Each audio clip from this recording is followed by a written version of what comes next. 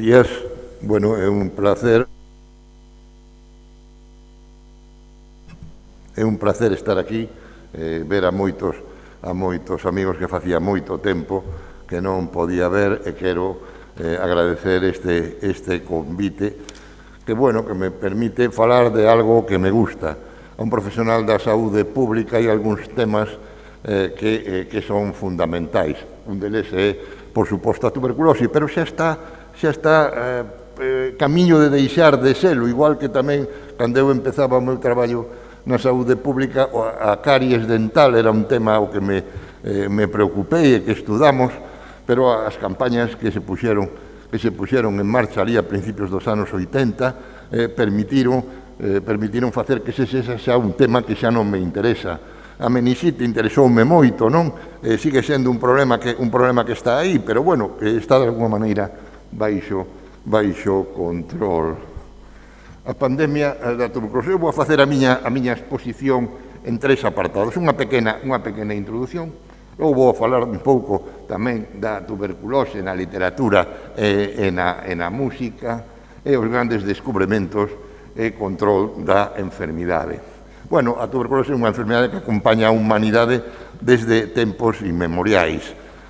No Neolítico parece que en Europa, Oriente Próximo, bueno, en realidade, isto empezou moi ben no nordés de África, cos asentamentos da poboación, a domesticación do gando vacún, parece que o Mycobacterium bovis adaptouse aos homes, transformouse no Mycobacterium tuberculosis. Temos referencias, todos coñecen, en momias exicias, en esta outra de Ica, que para min ten recordos moi interesantes, porque estiven ali en moitos oportunidades, puden vela directamente.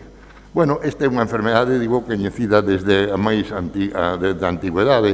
Hipócrates nos fixo descripción, foi o que lle dou o nome de tise, e ademais, pois, tiña unha enfermedade que non hai nada que facer, é unha enfermidade incurable.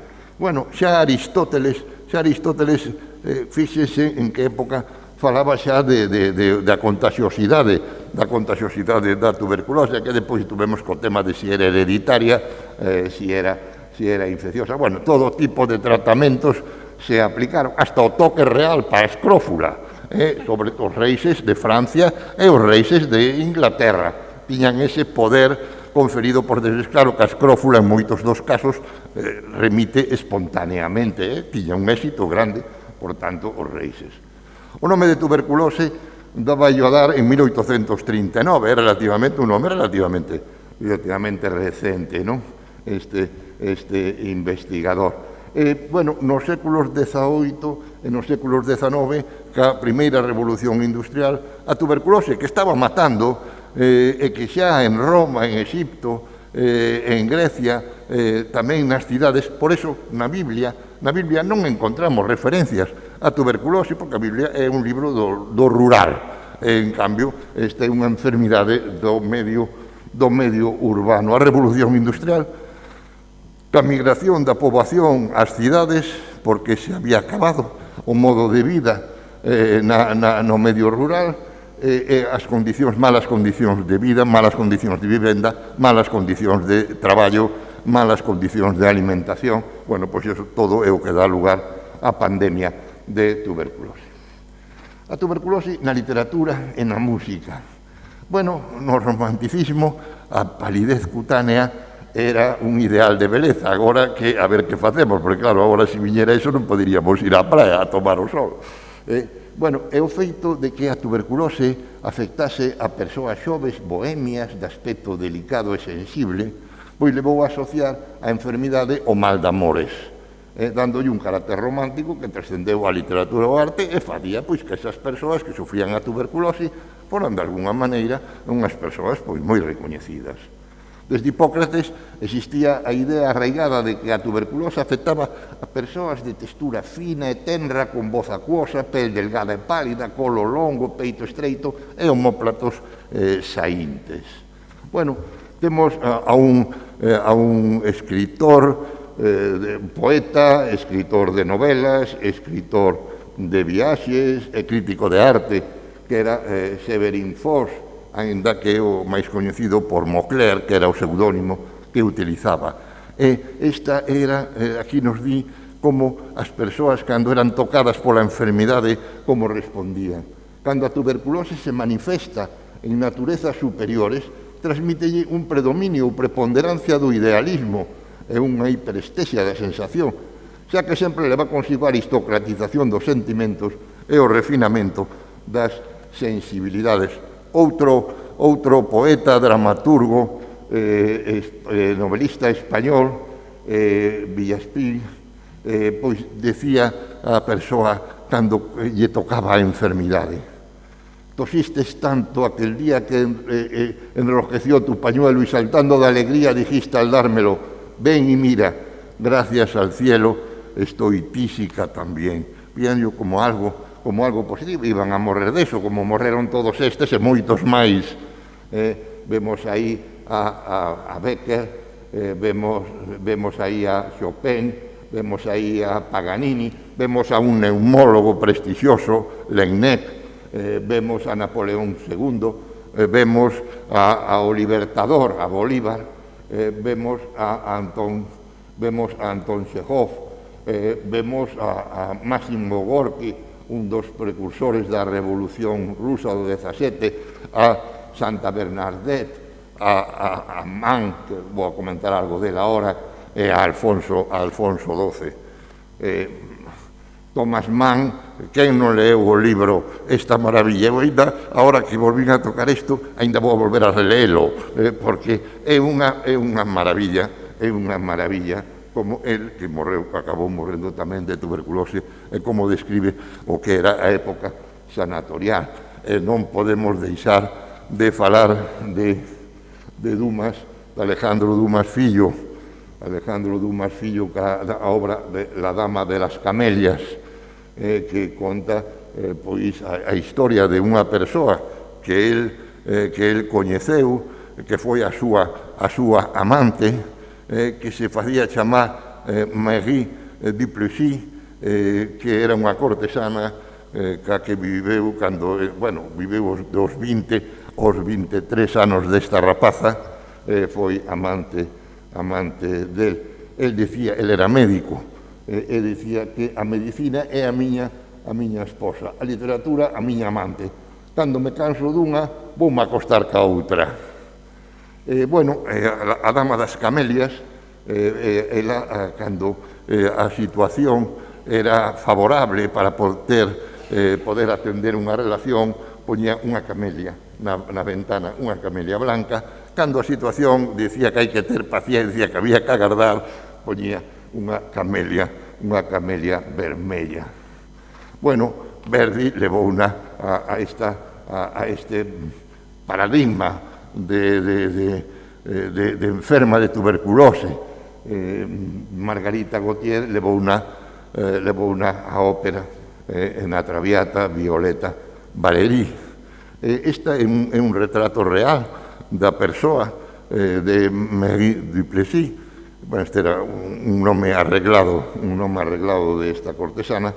Ela era unha persoa grande, cunha beleza especial, porque esa palidez da pel contrastaba con ese tono oscuro do seu pelo. Repousa no cementerio de Montmartre, en París. Ali pódese visitar a súa tumba. Temos outro personaxe, Mimi, a Bohème, de Puccini. A Bohème, como saben, foi unha adaptación á ópera que fixo Puccini de unha novela por entregas que se publicou nun periódico de entón que se chamaba O Corsario, escenas da vida bohemia. Este personaxe Mimi é a suma de dous personaxes desta novela. E decía este escritor da época modernista decadente, Emilio Carrere, decía: es la pálida coqueta la que pasa tristemente por el libro de Murger. Es la novia del poeta, alma equívoca, incoherente de mujer. E logo temos Machado, ca súa muller con Lourdes, casouse con Lourdes, Lourdes tiña 16 anos, era unha nena, era maior,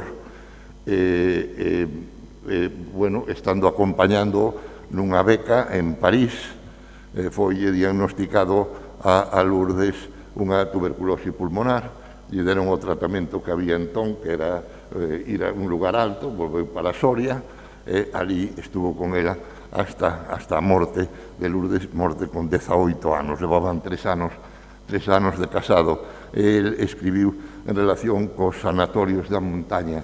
Sanatorio del Alto Guadarrama, más allá de la roca cenicienta donde el chivo barbudo se encarama, mansión de noche larga y fiebre lenta, guardas mullida cama, bajo seguro techo, donde repose el huésped dolorido de labio exangüe y el angosto pecho, amplio balcón al campo florecido. Eu son un amante de América, dentro de América de moitos sitios, de Cuba, por suposto, pero tamén de modo moi especial da Argentina. E hai unha obra, El inquietante día de la vida, de Abel Pose, un cordobés de Argentina, que narra o caso de un heredeiro de un ingenio en Tucumán, que unha mañán levántase nun baño de sangre, había tido unha hemotisis. Entón, prepara unha viaxe, vai primeiro a Buenos Aires e despois vai a París, un viaxe transatlántico moi interesante, cunha parada en Río.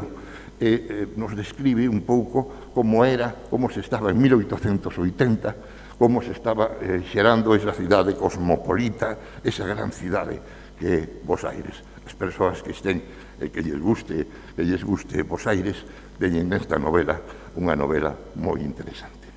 Bueno, a terceira parte e a última parte, os grandes descubrimentos. Bueno, primeiro, no século XVIII, vai a comenzar a prestárselle máis atención á semioloxía clínica, historia clínica, a exploración máis coidadosa dos enfermos. Non? Entón, temos aí a un austríaco, a un Brugger, non sei se se pronuncia así ou como se pronuncia. El era fillo dun hosteleiro. El sabía de seu pai que para saber como estaba un pipote, se estaba moi cheo ou non, percutía o el, pois iniciou, foi o que introduciu a percusión pulmonar. Legnet introduxo o estetoscopio, introduxo a auscultación. Roberto Koch vai a ser o gran descubridor do bacilo da tuberculose. Hoxe, precisamente, Día Mundial da Tuberculose, fai anos, de o 1882, por eso hoxe é o Día Mundial da Tuberculose, que foi cando o 24 de marzo presentou na Sociedade de Fisioloxía de Berlín os seus resultados. Bueno, a xente quedou tan embargada, tan agradablemente sorprendida, que non foi capaz de aplaudir. Cando acabou a súa intervención, non houve aplausos. Estaba todo o mundo embargado polo que acababa de oír. E hasta nin siquiera Virchow dixo nada, que Virchow era moi contrario. Virchow dicía, esos organismos mínimos que agora despertan o máximo interés para dirixirse aos microorganismos. El non cría, bueno, Virchow ten outros valores moi importantes. Primeiro na saúde pública e despois na patoloxía celular, que é moi importante. Pero, bueno, non se é perfecto. Ninguén é perfecto en todo. Logo temos o descubrimento dos rayos X, 1895, non? O descubrimento, aí vemos a radiografía da man da muller de Röntgen, a primeiros, como se facía que aquelas primeiras radiografías, que cantidad de radiacións tiñan que recibir esas persoas. Logo veu a fotofluorografía, a biografía, que todos coñecemos, todos sabemos o que é, pero nosotros chamábamos de fotoseriación. Era como lle chamábamos un pouco unha adaptación de esa biografía de masas que se desarrolla en Río de Xaneiro en 1935. Esa biografía de masas logo vai a ser proscrita. Aquí utilizouse moito, recórdome, nos primeiros tempos, aínda se facían nos colexios, se facían, bueno, nos cuarteles, se fixeron moitas fotoseriacións, pero xa no 1974 a Organización Mundial da Saúde empeza a manifestarse en contra deso, que en realidade non detectaba moi pouco. A importancia dos casos que detectaba supoñían pouco no conxunto total de casos que había. No 79 xa a OMS dixo que se deixara de utilizar esta pola enorme radiación que se pasaba ás persoas. Bueno, logo veo a BCG, a vacina de Calmet e Guerin, que, bueno, sirveu moito en algúns países. Aquí, cando se utilizou en España xa non era necesario utilizala. A situación de España, cando se vacinou, deixamos de vacinar a principios dos anos 80, de vacinar os recién nacidos. Non era xa necesario. Facía falta ter unhas incidencias moito máis altas para que aquilo tuvera sentido. A veces só protexe frente á diseminación hematóxena e frente á meningite tuberculosa. Todo é de orixen exóxeno, que afecta fundamentalmente aos nenos. En cambio, non protexe frente á reactivación endóxena. Bueno, estánse investigando, Galicia ten un certo protagonismo neso, nas novas vacinas frente á tuberculosis. As campañas de saneamento do gando ca a tuberculina, que tamén non la deixou Roberto Cox, logo foi por Bonpir que foi mellorada, pero a proba da tuberculina no gando, o sacrificio daqueles animales que daban positivos. En eso descubriuse o tema das micobacterias atípicas, porque cando se fixeron as necrosias a eses animais veusen moitos que non era o bacilo que daban positivo, porque por outras micobacterias ambientais. A pasteurización da leite, ambas medidas permitiron pois que a tuberculose por Mycobacterium bovis, a tuberculose digestiva, pois perdera importancia. Da era sanatorial, sanatorios de montaña, xa os Vedas xa decían que había que ir a vivir ás alturas para a tuberculose, ese aire puro, esa alimentación sana, en realidade unha sobrealimentación, ese repouso prolongado alternado con uns exercicios progresivos. Bueno, ese era o tratamento sanatorial que estivo un tempo de moda. Bueno, aí eu trouxen aquí a unha pregunta a Trudeau, que foi un pioneiro da saúde pública, foi o primeiro laboratorio que hubo en Estados Unidos dedicado ao estudio da tuberculose. Pero supóñome que todos saben que a Trudeau coñéceselle moito por esta frase. O que podemos facer, que era o que se podía facer entonces, é o que pode facer moitas veces a medicina. Curar a veces, apoiar frecuentemente e consolar sempre. Os sanatorios non resolveron problemas realmente. A metade dos que saían despois dunha cura morrer, ademais os que se admitían solían ser persoas con formas mínimas e moderadas da enfermidade, pero hubo aspectos positivos. Se iniciaron os primeiros programas de terapia ocupacional e de rehabilitación laboral e as primeiras terapias de grupo. Bueno, logo viñeron tamén os tratamentos cirúrgicos hasta que Bassman, este o orden, aínda que Schacht non se lle recoñeceu en vida, non se permitiu que compartira o premio Nobel con Bassman, pois o descubrimento da estreptomicina, e logo veo das hidracidas, a isoniazida, que é o principal medicamento frente á tuberculose, a rifampicina e o resto dos fármacos, e logo comenzouse a avanzar a creación da Unidade Internacional contra a Tuberculose, a epidemioloxía moderna da tuberculose con Stiblo, a curva de Crofton para ver como iban despois co tempo descendendo cos tratamentos combinados os microorganismos, o antibiograma, o que non era necesario o repouso e a importancia dos tratamentos intermitentes e os tratamentos directamente observados. E, por último, quero destacar a estrategia dos tratamentos directamente observados de corta duración, que é a clave actual. Bueno, estamos agora aquí recordando un tempo, quero sentirnos todos moi felices, eu síntome moi feliz de haber participado neste programa de control da tuberculose. Quero felicitar a todos e que todos se sintan tamén moi felices con estas gráficas que conseguimos baixar. Con esta, que é dicir, aínda os emigrantes, como están aumentando, pero nosotros non estamos. E esta gráfica, que para min é a máis interesante e importante, pasamos de ser un país subdesarrollado, a gráfica de arriba é a que corresponde aos inmigrantes, a un país equiparable ao resto dos países do noso entorno. Moitas grazas.